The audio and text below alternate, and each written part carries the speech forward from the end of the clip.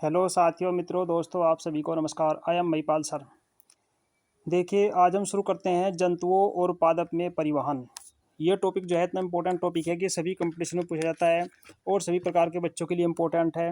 वैसे ये 7वीं क्लास में दिया हुआ है, क्योंकि जब कंपटीशन देते हैं तो सभी क्लासों की बुकों को जो है ढूंढते फिरते हैं। ये एनसीईआरटी की बुक का लेसन नंबर 11 है। जंतु और पादप में परिवहन का मतलब है लाना और ले जाना। तो देखो, इसमें जो है मानव की बॉडी दी हुई है आपके पास। इसमें जो है पूरा का पूरा तंत्र जो है ये कहलाता है परिसंचरण तंत्र। देखो, आपके शरीर के अंदर जितने भी अंग दिए हुए हैं, अगर कोई अंग कट जा तो खून बहना शुरू होता है।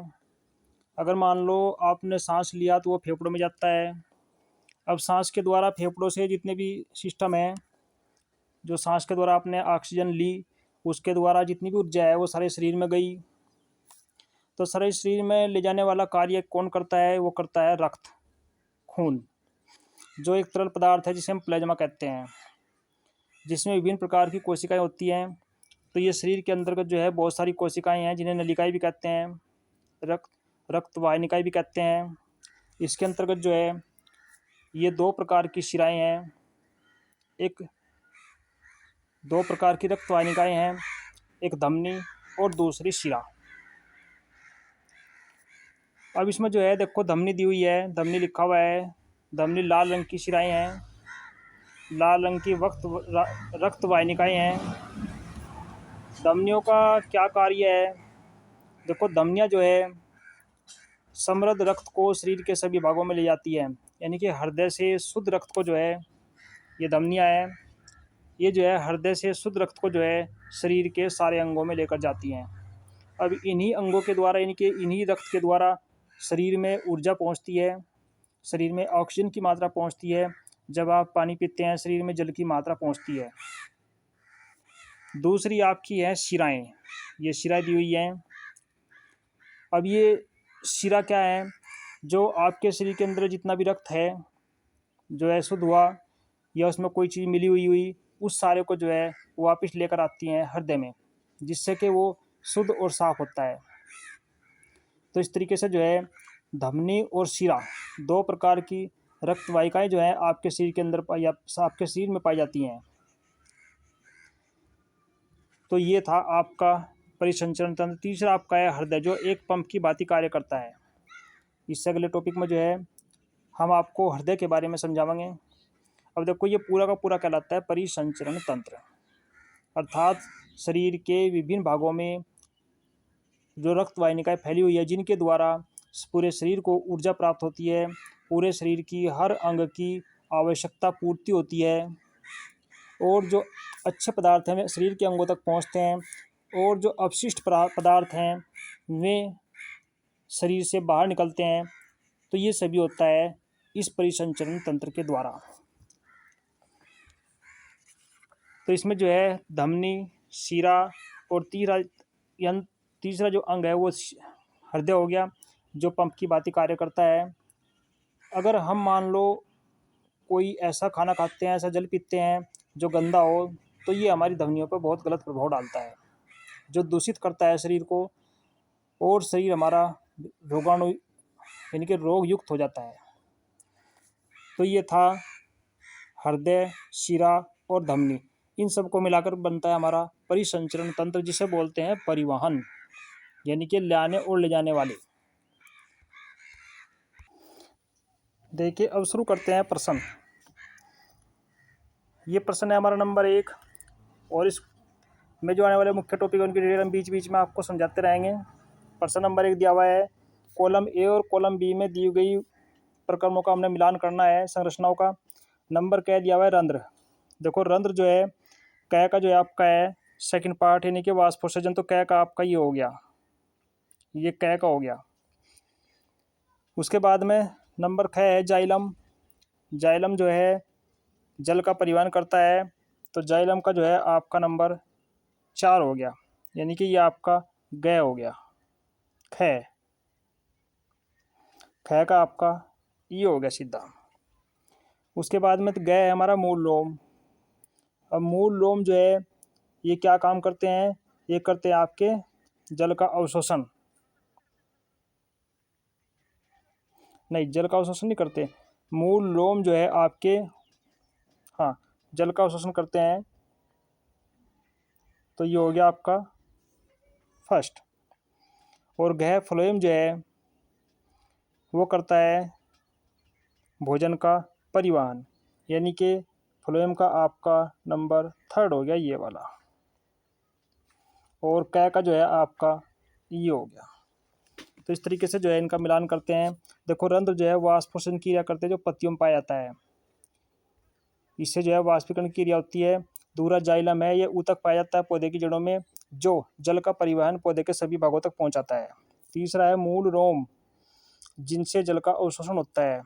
चौथा फ्लोएम है, जो भोजन का परिवहन जो है पत्तियों के द्वारा जो भोजन बनाया जाएगा प्रकाश संश्लेषण की क्रिया में उस भोजन को शरीर के सभी अंगों तक पहुंचाया जाता था। यह आपका होगा प्रश्न नंबर 1। अब ये चलता है आपका प्रश्न नंबर 2। देखो इसमें खाली स्थान भरने हमने। क्या में दिया हुआ है, हृदय से रक्त का शरीर के सभी अंगों में परिवहन के द्वारा होता है, धमनियों के द्वारा होता है। देखो अभी समझा था हमने, हृदय से रक्त का शरीर के सभी अंगों में जो शुद्ध रक्त जो है सभी अंगों में जाता है वो जाता है धमनियों के द्वारा। दूसरा है हीमोग्लोबिन लाल रक्त कोशिकाओं में पाया जाता है, ये दूसरे का हो गया। तीसरा है धमनियाँ और शिराएं, इसमें खाली स्थान में आ गया केशिकाओं के द्वारा, एक जाल द्वारा जुड़ी रहती हैं।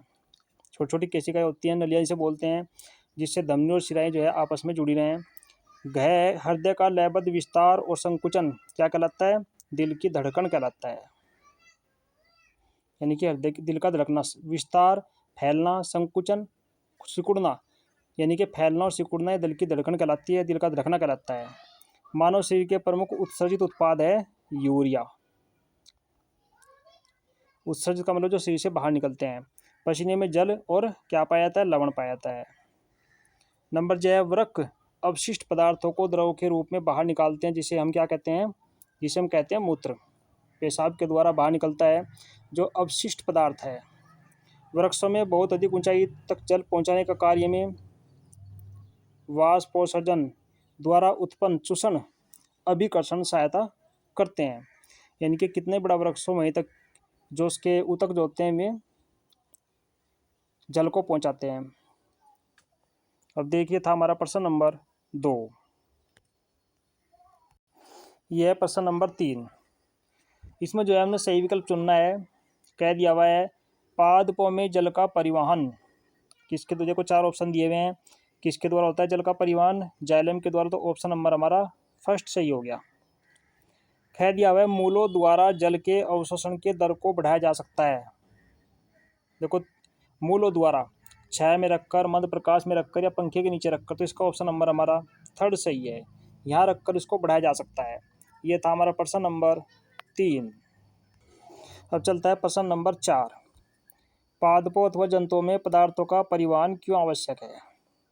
परिवहन का मतलब है देखो शरीर के सभी भागों तक रक्त का पहुंचना, ऊर्जा का पहुंचना, ऑक्सीजन का पहुंचना, भोजन का पहुंचना आवश्यक है। तो आंसर इसका क्या बन गया, पादपों और जानवरों यानी कि जंतुओं के विभिन्न अंगों की कोशिकाओं को कार्य करने के लिए विभिन्न आवश्यक पदार्थों की आवश्यकता होती है। इन आवश्यक पदार्थों की आपूर्ति करने और अपशिष्ट उत्पादों को हटाने के लिए सामग्रियों का परिवहन आवश्यक है, जिसे इसलिए परिवहन जो है वो आवश्यक है।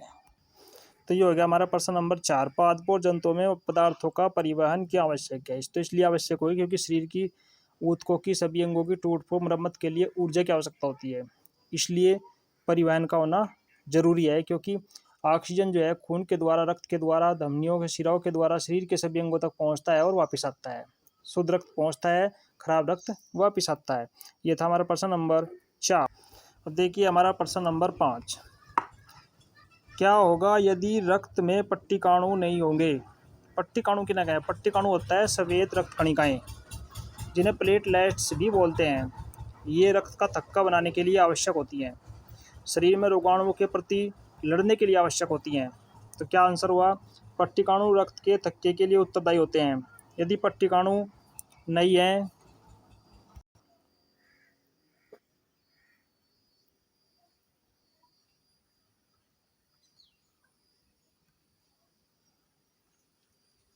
नेक्स्ट हमारा है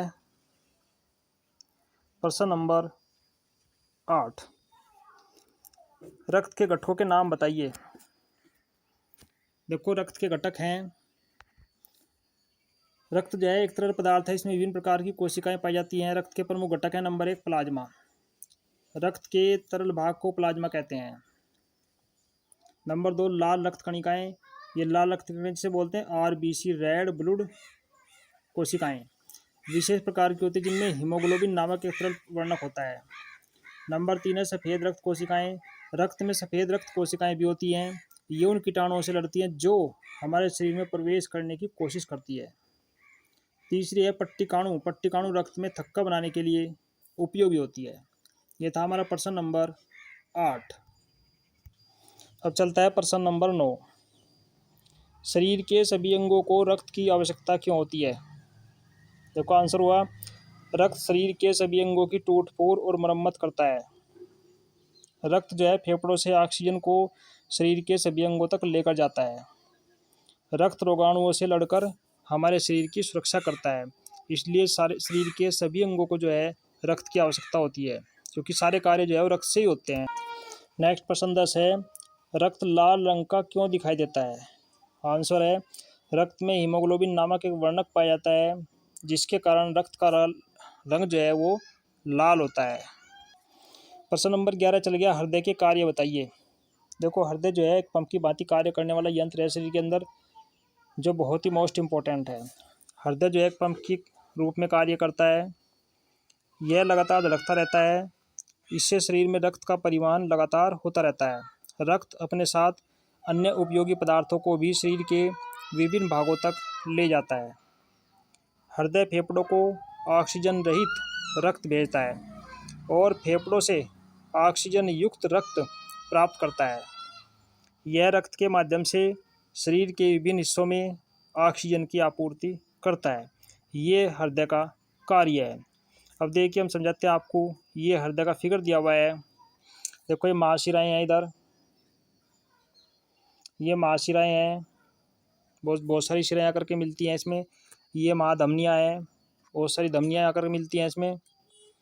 ये फुफ्फुस धमनी, फुफ्फुस शिरा है। ये बायां अलिंद है, ये दायां अलिंद है, ये बायां अलिंद। क्योंकि हृदय को जो है प्रकृति ने 4 हिस्सों में बांटा हुआ है, ताकि उसके सभी कार्य अलग अलग हों। हृदय के सभी कार्य अलग अलग होते हैं। हृदय के सभी हिस्सों के कार्य अलग अलग होते हैं।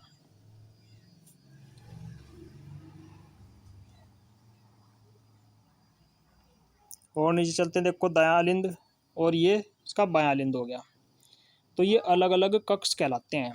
नीले, दायां नीले, बायां नीले, दायां अलिंद, बायां अलिंद। इनका जो विभाजन है ऑक्सीजन और कार्बन डाइऑक्साइड से जो समृद्ध रक्त है उसको न मिलने देना है। ये हृदय जो है, जैसे शुद्ध रक्त हृदय में है और अब अवशिष्ट रक्त भी हृदय में आवेगा, तो उसको साफ करना और उनको अलग अलग रखना, ये अलग अलग वेशों का, इनके अलग अलग हिस्सों का कार्य है। ये था आपका हृदय। नेक्स्ट प्रश्न नंबर 12 है, शरीर द्वारा अपशिष्ट पदार्थों को उत्सर्जित करना क्यों आवश्यक है। अब देखो, ये अपशिष्ट पदार्थ अधिक विषाक्त होते हैं, इसलिए इन्हें शरीर से बाहर निकालना आवश्यक है। जैसे पेशाब करना जरूरी है, क्योंकि जो शरीर के अंदर अपशिष्ट पदार्थ इकट्ठे होते हैं उनको बाहर निकालना जरूरी है। इसलिए आपकी तंदुरुस्ती, आपका स्वास्थ्य बना रहेगा। अगर आप इनके बाहर नहीं निकाल लोगे तो आपके स्वास्थ्य पर, आपके शरीर पर जो है प्रतिकूल फर्क पड़ता है। इसलिए अपशिष्ट पदार्थों का बाहर निकलना आवश्यक है। अब देखिए, मानव का उत्सर्जन तंत्र है, यानी कि जो अपशिष्ट पदार्थों को बाहर निकालता है, इसे बोलते हैं वृक्क। देखो, दोनों साइड लगी हुई हैं आपके पास, ये वृक्क हैं। वृक्क को बोलते हैं किडनी। किडनी हमारे शरीर का बहुत महत्वपूर्ण अंग है, जो शरीर के रक्त की, शरीर के अंदर अपशिष्ट पदार्थों की, सबकी अच्छे से सफाई करता है, शुद्ध, जिसे छलनी बोलते हैं। तो इसलिए शरीर का सबसे इम्पोर्टेंट अंग जो है वो किडनी है। आपकी किडनी की सुरक्षा रखना आपके द्वारा वो बहुत ज़रूरी है। आप अच्छे भोजन करो, स्वास्थ्य आपका अच्छा रहेगा, किडनी अच्छे से काम करेंगी तो आपका रक्त शुद्ध रहेगा, कोई बीमारी आपको नहीं गिरेगी। अगर किडनी खराब हो तो हाथ पैरों में सूजन आ जाए, आदमी जब खून में विकार पैदा होगा थोड़े दिन बाद उसकी मृत्यु भी हो सकती है। अभी जो किडनी है, किडनी सब चीज़ों को छानती है, छान करके जो है अवशिष्ट पदार्थों को देखो मूत्रवाहिनी के द्वारा या मूत्र के द्वारा उसको मूत्राशय में इकट्ठी करती है, फिर आप उसको मूत्र मार्ग के द्वारा बाहर निकाल देते हैं। ये कार्य है आपकी किडनियों का, जिन्हें बोलते हैं वृक्क, इन्हें बोलते हैं, इसका नाम है उत्सर्जन तंत्र।